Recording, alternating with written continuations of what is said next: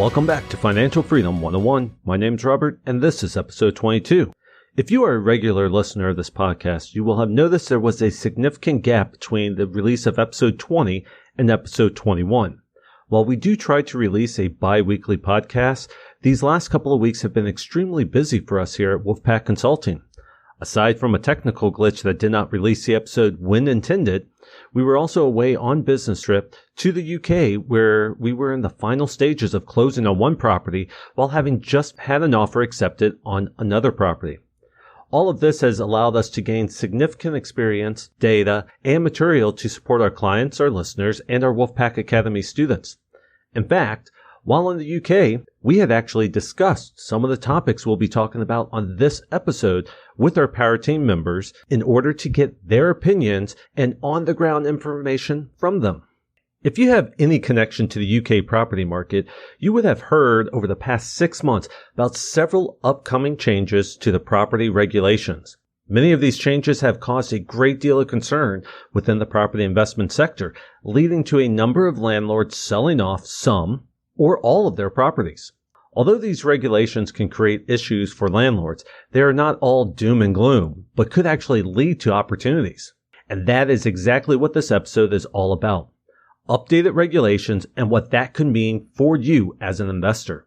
The first regulation I would like to speak about is one that was brought up back in November of 2021, and the one that we had actually spoke about on a previous podcast. The Minimum Energy Performance Certification, or EPC, rating increase. While some of this was stated back in episode 17, we will discuss it in a bit more detail here. Although, as of July 2022, the changes have not been finalized and are still only in draft form, the changes being proposed are significant.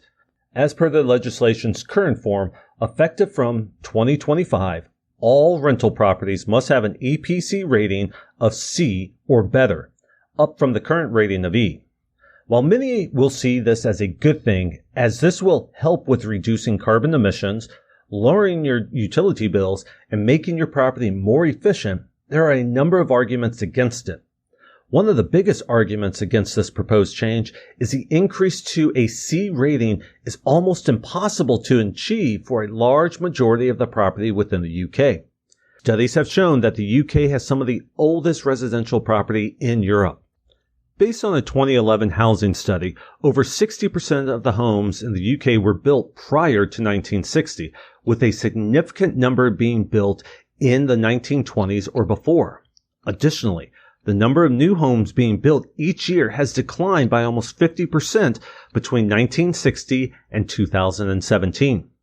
The reason this data is noteworthy is because it shows just how many properties lack the energy-efficient materials that are used to build new and modern homes. Yes, there are upgrades and renovations that you can do to make your home more energy efficient, but apart from doing a back-to-brick renovation of all properties within the UK, there's only so much the inclusion of LED light bulbs, double-glazed windows, or ceiling insulation will do for a property in terms of increasing the EPC rating. This argument actually gives a perfect segue into the next argument for this regulatory change. The cost to meet these new regulations is impractical. Due to the age of most properties in the UK, if the property could be upgraded to achieve a C rating, it is likely going to cost the landlord tens of thousands of pounds to do so. Over the course of our investment journey, we have invested in 6 different properties, each having the same key EPC issue, a lack of exterior wall installation. This one issue, which has a significant effect on the EPC rating of a home, could cost you well over £10,000 to rectify, but it's estimated only to save you £300 per year. Likewise, adding solar panels to your home is likely to have a large impact on your EPC rating. But again, to be even remotely effective, you will need at least a 4 kilowatt system installed, which could cost you between £6,000 to £8,000, plus installation fee and labor fees. Although many would assume that you could decrease your energy bills to zero and possibly even sell back some energy to the power company, in reality, a 4 kilowatt system would barely save you £400 to £600 per year, meaning it could take you over 20 years to recoup your funds. Of the 6 properties we have invested in, if we were to spend £20,000 to make the required changes, for the 2 of our properties, we would barely be within the C rating band. Yes, it is possible to bring all of our properties into the C rating band, but the question that you must ask yourself is, who would ultimately pay for these improvements? The mission statement for our property investment company, Wolfpack International, is to create high-quality, clean, and affordable accommodations for our tenants while producing wealth-generating assets for us and our investors. While our first priority is to ensure our tenants are taken care of, after all, a happy tenant is a good tenant, as an investor, we need to make a return on our investment. There's no investor that will ever invest in a stock, commodity, or other investment opportunity if they know they will lose money. As such, the cost to upgrade our properties to meet these new regulations would ultimately be passed on to the tenant in the form of rent increases. Unfortunately, the increase in rent could have unintended consequences, which is actually the third argument against the proposed changes. The third argument to this regulatory change is that because the costs associated with obtaining a C rating would ultimately be passed to the tenant, this change could end up decreasing the rental housing supply while at the same time increasing the rough sleep or homelessness crisis currently facing the UK. As of 2021, the rental market makes up about 18% of the entire housing market. Although this figure has actually declined around 2% since 2017, it is still up almost 200% since 2001. Additionally, due to the pandemic, the amount of people requiring social housing or are threatened with homelessness has increased. And even though the UK has opened back up, the effects of the lockdowns combined with the ongoing crisis in the Ukraine are still being felt across the country. Thanks to the increased cost of building materials, as well as the increase in interest rates, landlords are already being forced to increase rent. As this is putting more pressure on the tenants that may already be having financial difficulties, further increases could result in rising eviction rates, greater social housing demand, or even a surge in individuals being forced into homelessness. Over the past 6 months, we have worked with a number of sourcing agents trying to find our next investment property. During this time, one of the trends that we have seen is that many of these agents were supporting landlords who were trying to sell off their portfolios. Although a lot of landlords were trying to capitalize on the increased property prices over the past year and a half, and others were looking at retiring, several were selling off their portfolios because of their concerns over the increased EPC regulations and the growing costs required to meet them. As we get closer to the new EPC regulations being passed, this trend could actually grow. The second regulatory change that is on everybody's mind is the abolishment of Section 21, or the no-fault eviction regulation. This has been a topic that has been hotly debated over the last 3-4 years in Parliament, as Wales and Scotland have already done away with their version of this regulation. But the question is, why is this so controversial? Well, depending on what side of the aisle you are on, landlord or tenant, it will most likely dictate whether you see this as a good or bad move by Parliament. For those of you who are not aware, Section 21 provides the landlord with the ability to evict tenants quickly and regain the possession of their property. Under Section 21, landlords are only required to give their tenants a 2-month notice period to vacate the property while on a periodic tenancy or following the first 4 months of an assured short-hold tenancy or AST agreement, assuming that AST is for 6 months. Under this regulation, landlords are not required to provide tenants with a reason for the eviction, meaning the landlord can evict for any reason they want. Landlords like this clause because they can evict troubled tenants easily and quickly without having to go down the long and expensive Section 8 route. Section 8, on the other hand, requires the landlord to prove there is grounds for eviction and is commonly associated with tenants being in at least 2 months of rent arrears or antisocial behavior. However, Section 8 is actually supposed to be used whenever there are legitimate grounds for evictions. In fact, there are over 17 different grounds falling into 2 different categories, mandatory grounds and discretionary grounds, that can be used to evict a tenant under Section 8. On the surface, and by looking at the definitions of the two different eviction methods, it's easy to argue why the abolishment of Section 21 would be a good thing. But things are not always black and white, especially when it comes to the lengthy and complicated regulations like these.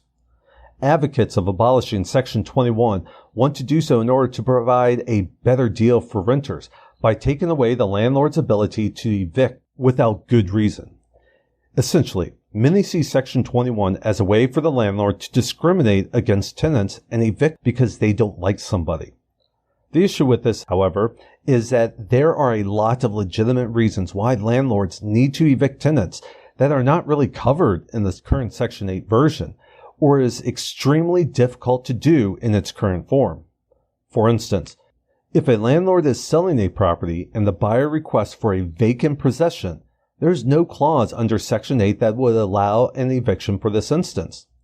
Likewise, if the landlord wants to use a property as their main residence, under the current law, they must prove that they had previously used this property as their main residence in the past and have included a clause in the tenancy agreement stating that the landlord may request possession of the property for their permanent residence. If either of these criteria are not met, the judge can deny the eviction. The issue you have is not all situations will allow for both criteria to be met. What if you did not intend on ever returning to the property and therefore did not include the required clause in your AST, but because of your current situation, say you were furloughed during the pandemic, it forced you to have to move back into your home? What if you inherited the property and you wanted to move into it because you don't own your own property yourself? Both of these scenarios are legitimate reasons for a person to want to use a property as their primary residence, but neither of them would have satisfied both required criteria. Additionally, Section 8 is a broken system. The vast majority of the reasons that individuals can evict under Section 8 fall into the discretionary grounds category. Under the current law, the landlord must show reasonableness in order for the courts to grant possession. While this may sound fair, the courts have a lot of discretion on regarding what's reasonable and what's not, with one of the main factors being taken into account is the consequence of the eviction on the particular tenant and their family, i.e., will the eviction force the family into homelessness? Other considerations that are taken into account is whether or not the breach has been remedied, if there were opportunities given to remedy the breach, and the seriousness of the breach. One of the most likely cases for a landlord to serve Section 8 is due to the tenant being greater than 2 months rent arrears. While this may seem like an easy thing to prove, in order to stop an eviction process, the tenant only needs to pay enough to bring their account under 2 months arrears. The landlord must also prove steps were taken to reach an affordable agreement to pay off the arrears. However, if this is done on a regular basis, it is harming the landlord's ability to pay their obligations, such as management fees, mortgages, home repairs, and more. And on top of all of this, if the eviction is likely to force the tenant into homelessness, the tenants are actually told by the council and charity organizations to remain in the property until forcibly removed by the courts. The reason for this is if they willingly accept the eviction, they become homeless by choice, and the council and the charity organizations will be unable to help. This puts further financial pressure on the landlord, as the whole Section 8 eviction process can easily take 6 to 9 months to complete.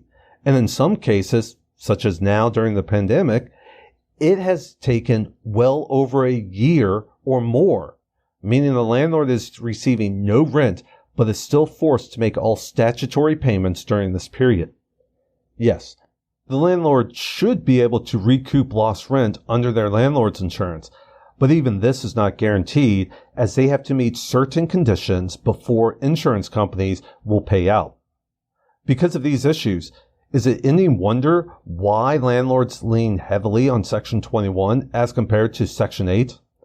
Landlords want an easy way to regain possession of their properties without having to jump through hoops and wait upwards of a year to be granted approval by the courts. In regards to the tenant, Section 21 could actually help them as well, as it won't go on their permanent record that they were evicted. However, I do agree with the argument that the ease of which landlords can evict under Section 21 does lend itself to abuse and could have a negative effect on the well-being of tenants. After all, if this wasn't happening, why would they be for abolishing Section 21 now? With all of that stated, why are we at Wolfpack not concerned or overly concerned with these proposed changes and regulations? The quick and easy answer is because none of them have actually occurred yet, and until they do, we don't know what they will actually look like. While both of the changes have been discussed in Parliament, there are a lot of issues that must be considered and resolved before these changes can be passed. For the increase in required EPC ratings, there will likely be similar considerations made for the new updates as there was for the previous changes back in 2018. Factors such as the age of the property, the cost to increase the EPC rating, and whether or not the property is actually tenanted will all be taken into considerations with exceptions being made for each category. Again, just like what occurred back in 2018. Additionally, if you have read most EPC reports, a lot of the factors that negatively affect the EPC ratings are assumed and not even checked. Insulation in the walls and floorings are all assumed, yet it is likely at some point there was insulation added. Although it will cost more than a regular inspection, requesting a more thorough inspection will give you a more accurate rating calculation. It could even help give you a more accurate estimation on the cost of those changes. For the abolishment of Section 21, changes will need to be made to the current version of Section 8 in order to make it more efficient before the abolishment can take place. Exceptions will also have to be included that will allow legitimate, non-punitive reasons for the landlord to either evict or gain possession of the property from the tenant, such as a vacant possession request when selling a tenanted property.